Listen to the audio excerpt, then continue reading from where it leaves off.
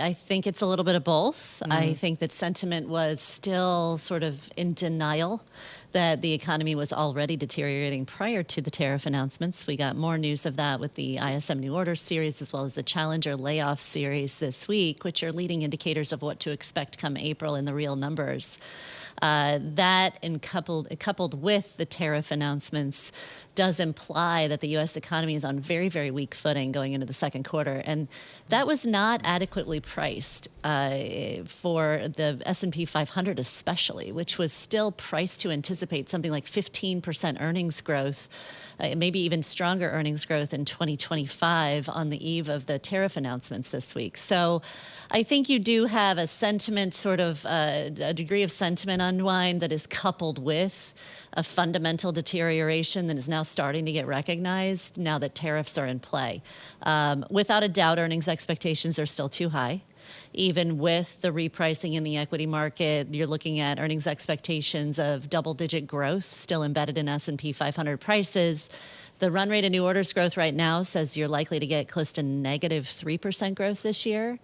If we implement an expectation of much slower economic conditions emerging over the course of the second quarter, I wouldn't be surprised to see earnings contract greater than 5% in 2025 as a result of the tariff announcements this week. So we've got a great deal of unwind still to go in terms of sentiment and expectations to adequately price what is now our economic reality. So from a valuation perspective, Gina, a question that I've asked you over the last couple of weeks, as we've seen this unwind, is how the S&P 500 is valued. And you've argued to us that it's still too expensive. That was a couple of weeks ago.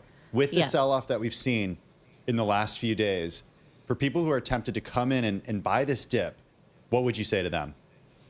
Yeah, I think that's a really tough value proposition at this point in time. I mean, you're still looking at valuations that are well above average valuations on the index in an environment where we're going to really have to question the long-term operating margin reality for S&P 500 companies. If you spent a lot of your time over the last couple of years justifying elevated S&P 500 valuations because of record level operating margins, you're now really stuck in a really difficult position where the impact of elevated tariffs and reduced trade prospects for multinational companies means compression in operating margins. There's just no way to get around that.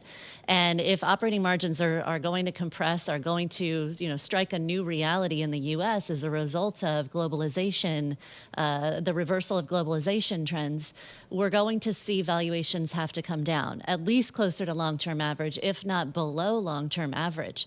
And we're nowhere near that in the S&P 500. We're still sitting above long-term average. Now, there's a lot of opportunity for change to emerge later this year. I think that many company executives are saying, okay, if we can get deregulation, if we can get domestic supports, if we can get taxation changes, that could help offset this tariff risk. But those are all hopes right now. We're not seeing a lot of movement there. So we've got to see movement there to offset the risk of tariffs before we can get a real beat on operating margin outlooks for U.S. companies. Yeah. And until we can really get some stabilization, it is a tough call to make. Are we dragging down the global economy at the same time? So is it a global market thing at this point, Gina? I was going to ask you, is the U.S., we've been talking about this, the U.S. being uninvestable, but we talk about how important the U.S. market is to the whole world, the economy. So are we talking more about a global market that is not going to be great for a while? I think it's going to be really tricky for most global assets. There are very low beta components of the global market, and that means low exposure, effectively, very defensive components like the Middle East. The GCC segment of the world is one of the lowest beta segments of the world, tends to march to the beat of its own drummer, if you will, tends to be really levered to domestic conditions, which have less to do with U.S. domestic growth. Now, obviously, there are feedback loops. When the financial markets enter distress, the availability of capital globally tends to compress. So we've got to be careful with that. Latin America is another area. You get deep into South America, Brazil, and surrounding economies there tend to be relatively isolated from what's going on in the U.S., though there are some dependencies. This had become a very globalized world, and we're talking about now cutting the U.S. off increasingly from a leadership position in terms of trade as well as a globalizer, and we're deglobalizing. That has tremendous complications for all of the world. The other economy that I would note is China. China has been reducing its trade dependence on the U.S. for the better part of a decade. That apparently is the right move because China is also going to be relatively sheltered despite the fact that we're implementing very high tariffs on the Chinese economy. China's much less dependent upon the U.S. than it was in the past. And as we've been deglobalizing, China's been establishing greater trade partnerships with the rest of Asia. So they might also operate as something of a safe haven.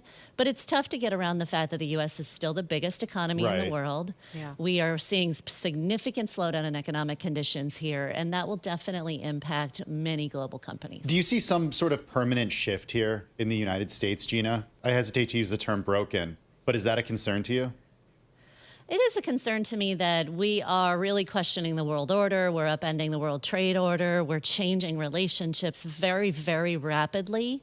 And isolating ourselves increasingly from the rest of the world. That's a very different investing condition, underlying investing condition than most of us grew up with, where the U.S. was, increasingly pushing for greater globalization, greater relationships, closer ties to rest of the world, ways to create, more efficiencies in our supply chains. That's not the world that we live in right now. Will we work our way back there at some point in the future? Still remains to be seen. But for now, that's not the world that we live in, and we need to figure out this new world.